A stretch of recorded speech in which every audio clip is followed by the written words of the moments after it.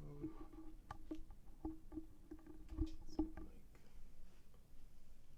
All right. Hello, if you guys can hear me. It's nice to be back. I'm going live tonight again with my friend Sade from Kansas, and we're going to be talking about parenting. So, good evening to all our viewers who are joining us from around the world, Nigeria, especially in the rest of the continent. Sade is about to join us now. Yeah. And in America and Europe. So I'm going to wait for Sade to come on and tell us what we're doing tonight. Hello. There you are, Sade. Yes, 1 second here. Yeah. All right. Can you hear me okay? I can hear you.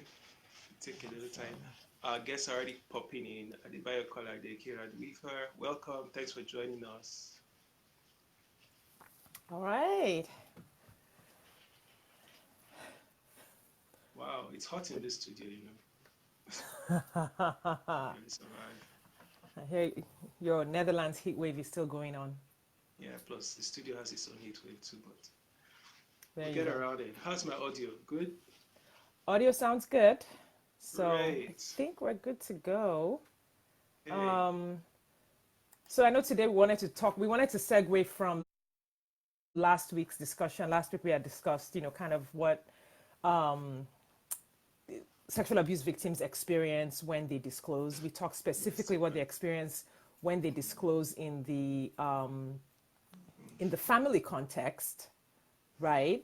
And then we had an example of a young girl who attempted to disclose to her mother and was met with a really strong, hostile response.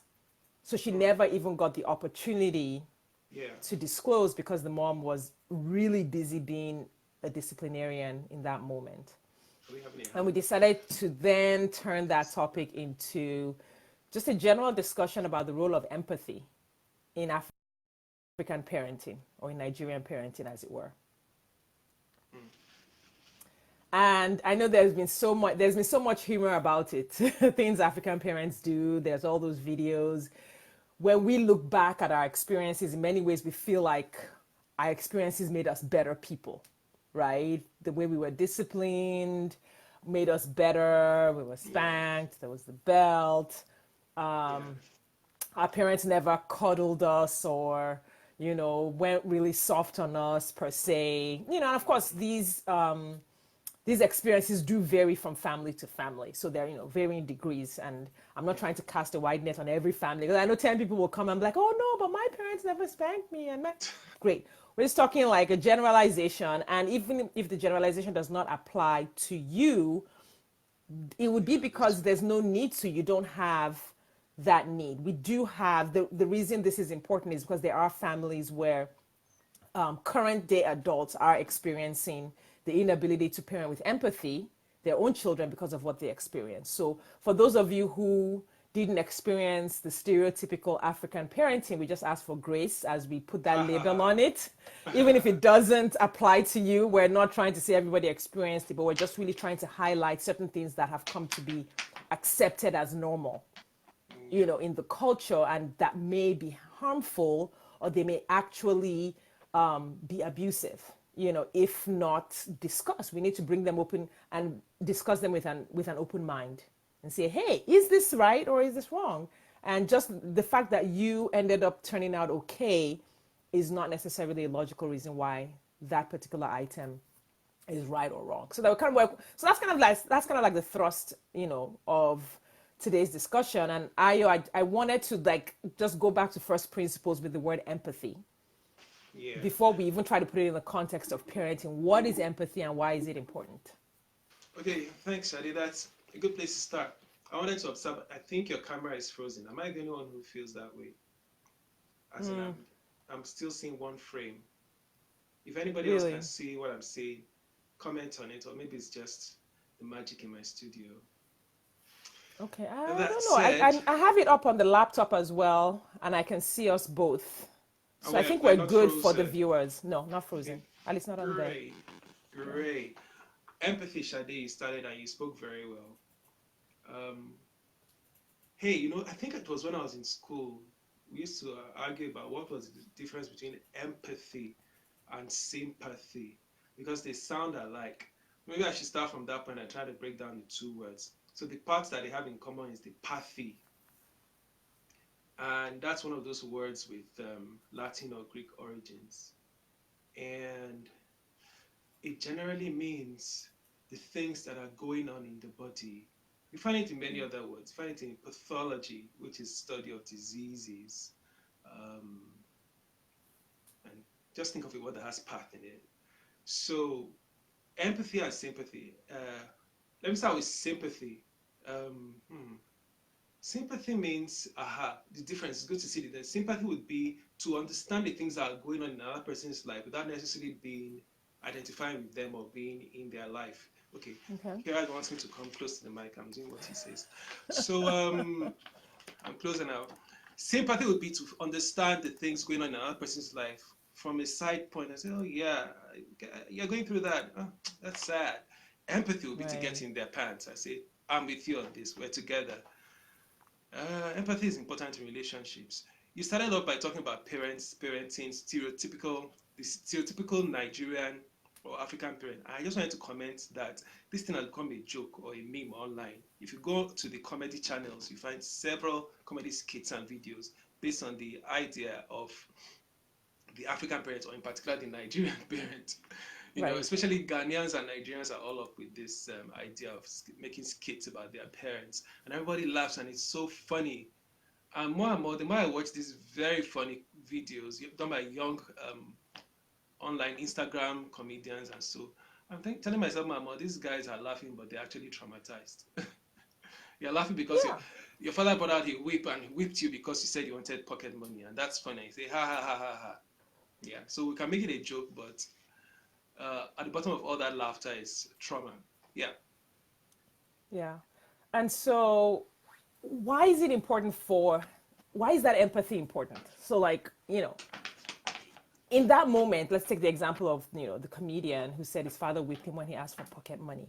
What Yeah. would the role of empathy have been, whether in the life of that gentleman now Yeah. or in his life when he was, I don't know, maybe he was 12 years old asking for pocket money? Yeah. Where could empathy have made a difference right I, then? th- I think empathy for me right now, as you have asked it, means stepping out of the way. If you're a parent or a person in a position of authority, having to deal with being gracious to another human being, step out of the way. It's not about you. When your child asks you about for money or food or any other thing or any favors, don't remember.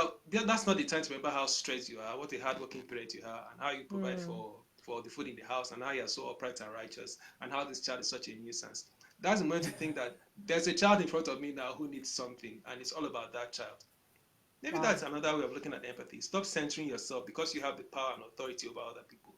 You know, you don't say those things we used to hear like, I work so hard. You're not going to kill me in this house. I didn't kill my parents and all that. That's all about you. I have said that.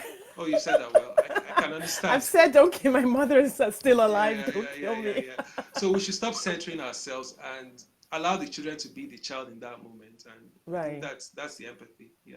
Right. Yeah. No, and I agree with you. And of course, I'm going to give the counter as a parent who's tried and continues to try to work through Yeah. that change that needs to come. Yeah. I would like to comment on why the parents put themselves at the center in that moment. Yeah. It's Tell me. because if you've been traumatized, Mm-hmm. you can't remember.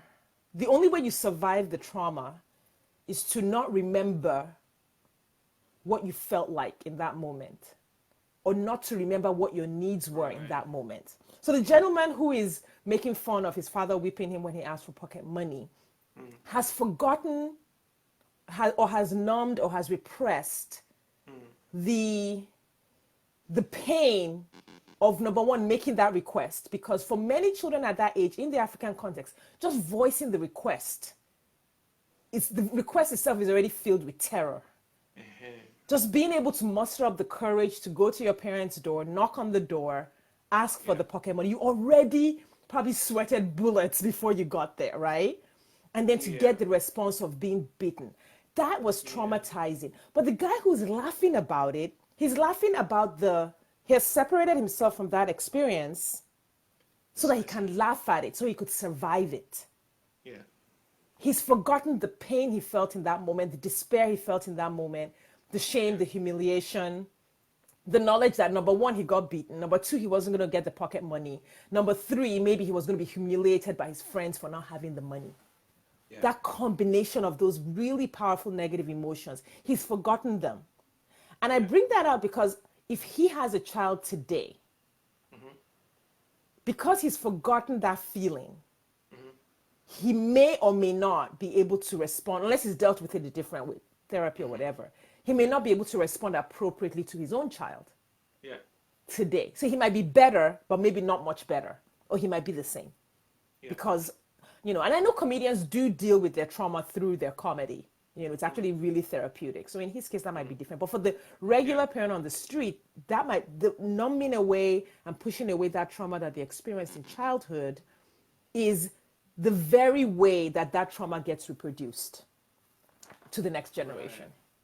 Yeah. Precisely. And talking about reproducing things to another generation, I'll give you a practical example of things I went through. When I got into boarding house in second form in King's College, Lagos, all through my junior years, even before I got King's College, I was at the International School in Ibadan. In any situation where you have juniors and seniors in a secondary school setting, generally bullying tends to happen. A lot of it reminds me of the narrative in what's that novel called?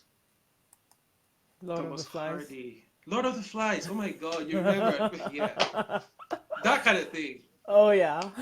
Yeah. So in all these schools, the seniors oppress the juniors. When I got into junior classes in KC, I was like, oh, these seniors are so horrible. They do these nasty things to us. Oh, I hate them. I wish they all die. And a few years later, I got into senior class and I did the exact same thing to my juniors and probably worse. What am I saying? The cycles of violence and lack of empathy, they become yeah, generational. And that's the reason Yeah. why we're having this conversation, so that we can consciously disrupt them and say, next time I'm in a position of power over someone else, I will not inflict my advantage or privilege upon them. It's not necessary. Right. Break the cycles. Yeah. Yeah. Yeah. All right. So let's bring it specifically to the story that, kind of brought this to light. Yeah. How can you give us a scenario of empathy, like within the family system? So a child or an adult discloses their sexual abuse. Yeah. What are appropriate empathetic responses in that situation? And how can the parent kind of deal with their struggle in that moment as well? Right. I'm going to answer this question for you with presently at this stage in my life, my present ground rule for empathetic conversation. I'm going to tell you again an anecdote. I learned it from Barack Obama when he was president. I watched him address crowds and audiences, and I saw again after seeing him do that, I started seeing other politicians especially do it. So I'm giving you a typical scenario. Obama is addressing a room full of people talking about veterans and Vietnam War and Civil War, and a woman stands up. So we're talking about empathy in conversation, right? Someone is presenting a problem to you, right? The woman stands up, says, "Hi, Mr. President, my name is Lisa, and my mother died in the war, and I'm so sad. But I just wanted to ask you, what are you going to do to make it better?" If before I got this example, if you ask me that question, I was in shoes, I'll just go straight to the answer. Oh yeah, that's a good question. The answer is we're going to solve all the problems in the country. That's not what Obama did. You know what he did? He said, Lisa, I hear what you're saying, and I just want to let you know, first of all, that I feel so sorry that you lost your mom, and it breaks my heart. And I hope you're handling that. When you finish saying that one, you now go to the answer. The thing you asked me, actually, this is what I think about it. And he did it over and Right. over again until it struck me that you have to acknowledge the person first before you Right. do anything else. Let them feel that Right. they are That's heard. powerful. Yeah. Many years later, I saw our own vice president, Yemi Oshibanjo, do the same thing. And I said, hey, you see, that's a smart guy. He was in this place where some people were protesting and something. And for the first time in history, we had a Nigerian politician say, I hear you.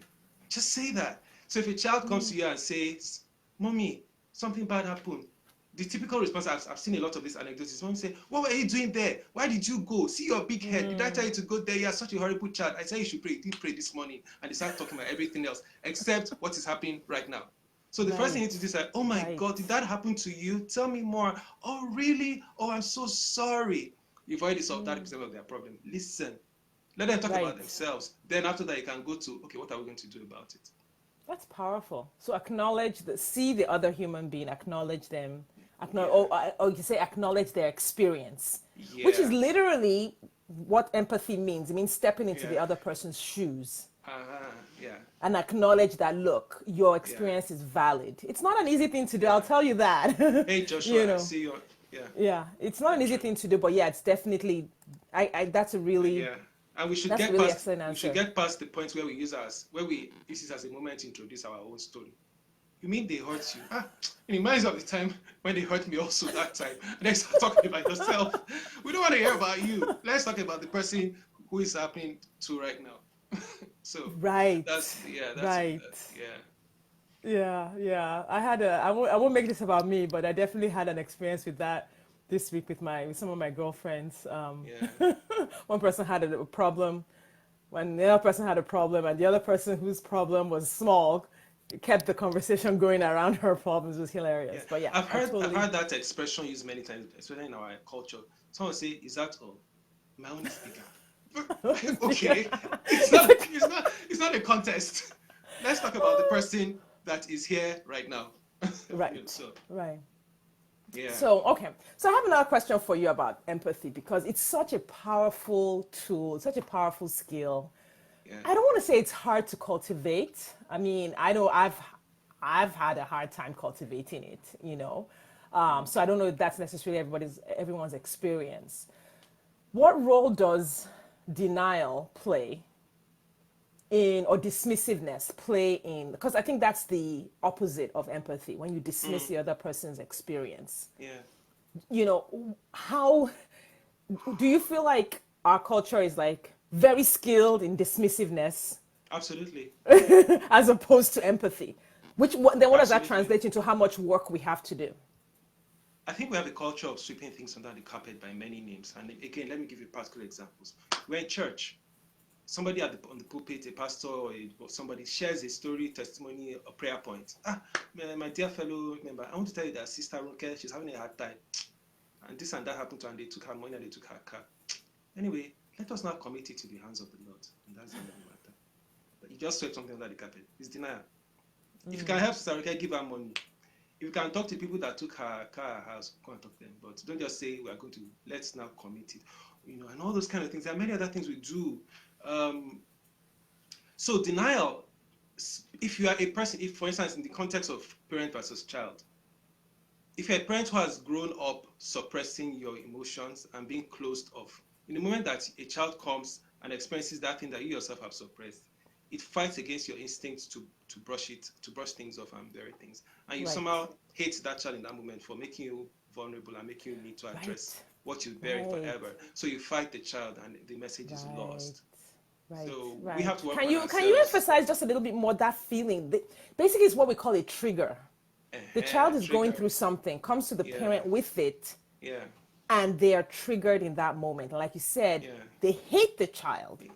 So because the parent has never done the work of vulnerability and disclosure themselves, they are not prepared for it in the moment the child brings up their own problem. So it becomes, again, a generational curse pattern handed down through generations. So we now need to, watching this now, need to deal with ourselves and go through our own growth and our own development and feel confident enough to face sensitive moments and get past them, so that when we're in a position to help someone else, we'll give them help and not fear or running away and all those things, because they're reminding us of things that we would rather not face. All right, so now let me, there's something we talked about in our preparatory sessions where you talked about our fear of, quote unquote, accusing our parents. So in recovery work and in trauma work, depending on what the client needs, sometimes we have to take people back to what they experienced, help them feel that emotion, help them name that emotion, acknowledge what was done to them and how it impacted them in order to help move them forward from it. But I also noticed that many clients are reluctant to say, my mother beat me for being out after 7, even though I was late because the car broke down. And so she beat me because she thought I was out with boys. Many people are reluctant to say that was wrong and it hurt me because they want to honor their parents. They want to respect their parents. They don't want to say their parents did anything wrong. In fact, they want to believe that what happened in that moment made them a better person. But what if they could have been an even better person if they had had a loving response? Let me address, respect your parents thing. Let me address 2 things that arise from what example you just gave. The second one would be how we idolize parents and are unable to confront their mistakes. And the first one would be why the traditional model for so-called discipline in our culture is force and violence. Even when we look in our religious books, there's something that says spare the rod and spare the child and all the rest of that stuff. I don't know, but I have learned that it is not true. And again, this is one of those, you need to just, if you have eraser, you listen to me, I have eraser, hold it now, erase as I'm talking. Are you getting me? You buy erase a major cornerstone. It is not true that discipline is inculcated through violence and anger. We are just out of control. Your instinctive reaction when someone does something that you as a parent or an adult or a teacher, or a lecturer, or a pastor, or a president, one of my presidents, finds out of order is to lash out at them. You're not doing anything except expressing your anger. Some people say it is transferred aggression, maybe all the stress from your work or from the other place. Or from your own trauma. Or from your own trauma, and just passing it on. We need to rely less on so-called disciplinary tactics. So, like I said in the last episode, some parents and teachers pride themselves on being known as disciplinarians. Don't you know I'm a disciplinarian? If you try it here, I'll show you why they call me so and so. Please. It does nothing, except in the moment, it makes the child afraid of you. And because we children are also smart, we learn adaptiveness and we learn what we call eye service. And when you're not there, we still revert. So that said, stop dealing with things that children or anybody in your power brings to you through force and aggression. Learn to talk. We have a challenge with communication as Black people in general. I've seen this also in Europe and America among Black cultures. You say 1 thing, 2 things before you decide throwing punches. They don't know how to talk. And the deeper the level of empathy and sensitivity needed for the topic, the more helpless people are. They cannot say, but I feel this way. How do you feel about it? And the other one says, yeah, but I also say that way. Yeah, I also feel that way, but I feel that way also. Oh, really? Yeah, really. They don't do that. They say, hey, you spoke, boom. Hey, you spoke, boom. Why now? Let's learn to talk. Stop fighting and beating people up. So that's on the one hand. On the other hand, it's also, we kids, we have been raised to idolize parents. Look, I love my parents. We all love our parents. They all mean well, but meaning well and being good parents is not the same thing as not having flaws. And our parents have raised us to believe that they are flawless, they are perfect. If you do one thing, your daddy say, when I was your age, I was good though. I had the eyes. It's not true. The parents are not perfect. Parents are human beings. And even in spite of loving us, even that zeal and love they have for us might be what pushes them to make those mistakes. Right. So we, in our generation, the reason why we confront this is how we don't do it to our own children. There are many hurt children. I'm going to show you a post. There are many hurt children in our generation who are talking about the nasty things, at least emotional abuse that is heard from their parents, even if not hands-on physical. Let me show you something. I hope I find it. It's from Twitter. Aha. And yeah, I have all these things. Okay. Okay, maybe it's this one.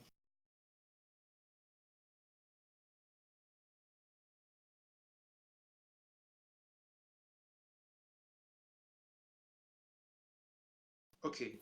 Right. And I wanted to add to that a little bit is that the language of emotions or the language of negotiation, the language of collaboration, it really is not part of our culture as well.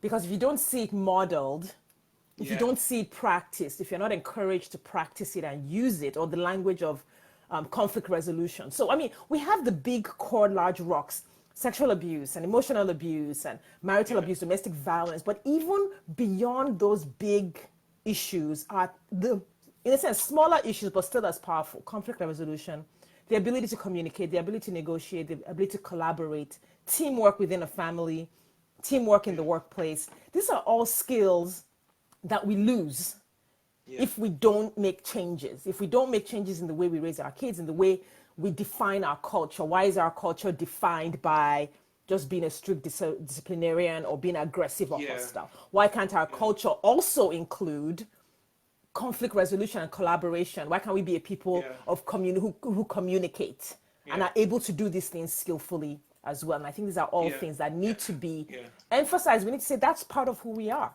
you know? And since you said conflict resolution, look at on a larger scale how that's affecting us as a nation today. Look at all the conflicts going on in every zone of Nigeria. Right. And we just don't have the skills to talk through them Yeah. very, very well. Where do you think that comes from? I think there's been a lot of top-downism in schools, at homes, in church, Right. in government. We haven't done enough of complex conversations, and we are suffering for it on a large scale. I was going to show you a tweet there, but let me show you this one. It's about parenting. It's interesting. I hope you can see it. I'll try and make sure it's on the screen. It's flipped. At least for me, it is. It's flipped. Okay, I'm going to. Yeah, so you might have to I know. read it. I'm going to read it. So, yeah, this one. So she's saying, her Twitter name is a fed up Nigerian girl. she says, my daddy won't pay for my sister's therapy session. He has scheduled a deliverance service for a week at MFM, Mountain of Fire and Miracles, with dry fasting. Oh, ouch. I told her, my sister, that I was going to part pay the therapy session. She ends by saying, Daddy's a good father. It's not his fault. He's just a Nigerian parent. Yeah, and that's it. Well, then that's one thing in terms of, to add to what you were saying earlier about parenting and, blaming parents. Really, blaming your parents is not helpful in therapy. It actually just fuels the anger. So placing blame is not helpful. Okay. Placing responsibility is what actually heals the heart. Because when you place blame, then you expect restitution. Those parents don't have the ability to restitute. Thanks, Joshua. Yeah. They don't have the ability to restitute. They can't give it back to you. They don't even have the skills to do it for themselves. But you can place, well, it was their responsibility, but they were not equipped to do it when I was a child. And the reason you want to place responsibility is so that what we call the inner child in psychology can say, oh, it wasn't my fault. It wasn't my fault. I did nothing wrong. And for your current adult to be able to say, but now that I'm an adult, it is now my responsibility to heal myself. And so responsibility, so what we try to do when we take clients back to say, hey, what happened to you when you were a kid is not to blame the parents. If you come out angry at your parents in particular, you might be angry at the situation, but if you're angry at your parents, then you haven't really learned the lesson. Because the lesson is to say, oh, I'm a human being. I have flaws. My parents are human beings. They have flaws. If you come out completely angry at them, at least long term, then you're still seeing them you're still idealizing them. You still think they're all powerful. They should have been able to do it better. What you need to realize is that your parents were actually traumatized little boys and girls on the inside. And so they could not have done it better. So it's the compassion for self, the compassion for the other. Now, of course, you pass through a phase of anger, but you don't want to stay there on that way. So it's responsibility versus blame. So the younger sister in that story is still idealizing her father. She still thinks he's perfect. He's on a pedestal. And what happens when a person idealizes the responsible party is they then turn the blame on themselves, and that's what causes depression. So I guarantee you it's entirely possible that younger sister is depressed. And that's why she needs therapy. That's a possible scenario. And one of the reasons she's depressed is that no matter what her parents do to her, she thinks it's her fault. And so she's carrying that burden on her shoulders as a young person. Yeah. So, I know we're getting ready to wrap up. Do you have, what are some steps that you have, for developing empathy as a person? I know you said we should see the other person, hear the other person. What if that's hard? What if I'm a person who hasn't even tried? I'm just coming out of the denial stage. And I think what you call empathy is weakness. And it's going to put me in a position of being hurt or taken advantage of or abused. Yeah. What are some specific things that I can do within myself to become more comfortable with empathizing with others? Yes, that's the question. Shadi, I think that what we're talking about is a sea change. You know that fancy word that needs to happen in our culture. It's not one or two people, it's all of us. That said, it's going to be a revolution, and this is revolution in Nigeria is a rather sensitive topic. They are busy arresting people for wanting revolutions, but we do need many revolutions, including a cultural revolution and a Right. mindset revolution. That to be sensitive, to have empathy, to be kind, to be sweet, to be nice, it's not a sign of weakness. It's actually a sign of evolution. You're a better person. Yes. The higher engineered human beings are capable of being sensitive and knowing what other people are feeling and being able to process and handle that. It's not weakness. Weakness is when you do like this. I will fight you today. You want to talk to me? I will show you who I am. That is weakness. Right, right. No, that's really good. That's really good. Yeah. And knowing what other people are feeling in that situation, one practical step that I would recommend is learn what you are feeling in a situation. And there's a tool on the internet. You can Google it. Honestly, all this stuff is on Google. Google the emotions wheel like the tire of a car, the emotions wheel, or just Google list of emotions.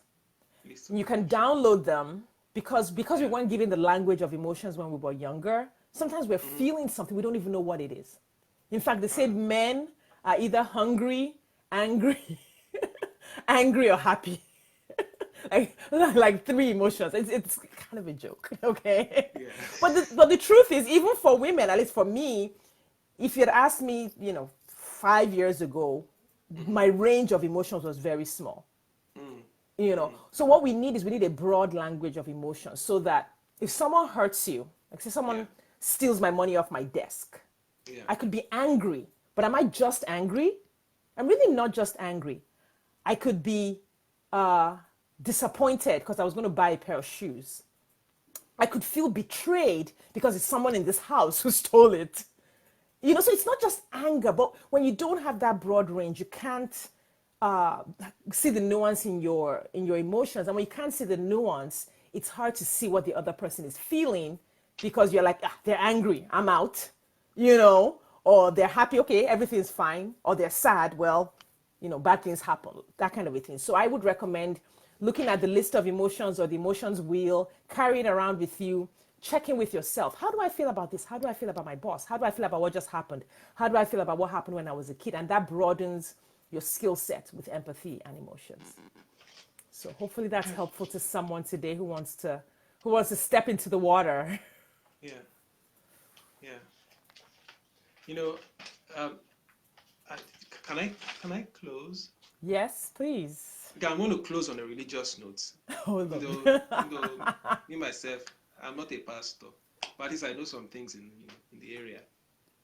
One of the most I understand that about 97% of Nigerians are religious. So if you're a Nigerian watching me, this might just help you to key into what we're saying.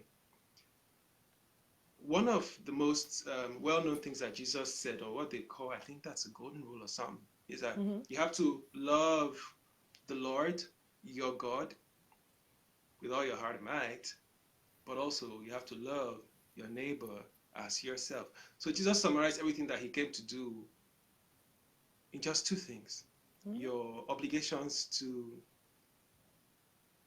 religion in that sense, or upwards. To your relationship with God, to your obligation to having a God. relationship with God. Yeah. But also your obligation to the people who are around you. And many of us as religious people, Nigerians, we tend to miss this part of it. We do all the nice things to our God and to our church or mosque or wherever we belong. And we don't do enough to the people around us. But that's the so-called golden rule or greatest commandment. I have always felt, beyond whatever religion you follow, that one of the biggest things that we need to develop for one another is empathy, and to be conscious about how we treat people and one another. I know it's hard when people have hurt you, you want to retaliate, and when you are stressed and all of that. But let's think about it and ask yourself every day when you wake up, what am I doing differently today in terms of the way that I treat the people around me? That's my golden nugget. Awesome. Very good. Yeah. Very good. Thank you. Thanks to everyone who joined us. There are no questions right now, and that's totally fine because we started late, so we apologize for that. But we do want to end it we do want to end it on time so we don't keep people beyond the time that they budgeted to spend here with us. We will be back on Friday. Yeah. Same time, and we'll have another topic for you in the area. We haven't decided on it yet, though. Yeah. And if you send us your feedback, it will help us to construct the kind of conversations you need to hear. Yeah, sounds good. All right, everyone. Thanks for your time. Have a wonderful, wonderful rest of your week, and we'll see you next time. Thanks, Sade. Thanks for watching.